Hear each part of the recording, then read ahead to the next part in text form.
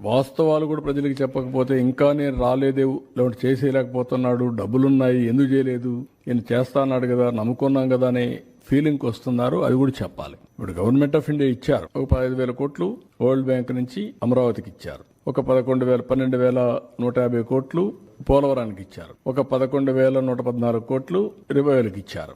సరే, మిగిలిన కొన్ని మేము ఈ వర్క్స్ అన్ని మీద పెట్టడానికి కొంత శాఖ కింద కొంత ఫండ్స్ ఇచ్చారు. కానీ ఆ డబ్బులు నేను వెల్ఫేర్కి ఇవ్వలేకపోతున్నాను. కనీసం అక్కడ పెడితే రివైవ్ అయితే, డెవలప్మెంట్ అయితే నాకు ఆదాయం పెరుగుతుంది. ఆదాయం పెరిగితే ఇస్తాం. ఇంకొంచెం ఫ్లెక్సిబిలిటీ కోసం, లేకపోతే రైతులకు ఇవ్వాల్సిన రైతు భరోసా కానీ I want to give it. ఏది రైతు అయినా అవస్థపడాలి, గవర్నమెంట్ అయినా అవస్థపడాలి. నాకు ఫ్లెక్సిబిలిటీ ఉంటే నేను అవస్థ తీసుకోవడానికి సిద్ధంగా ఉన్నా. I will give it. ఆ ప్రయత్నంలోనే అనునిత్యం ఉన్నాం. మా డిపార్ట్మెంట్కి అదే చెప్పాం. They are also doing same exercise.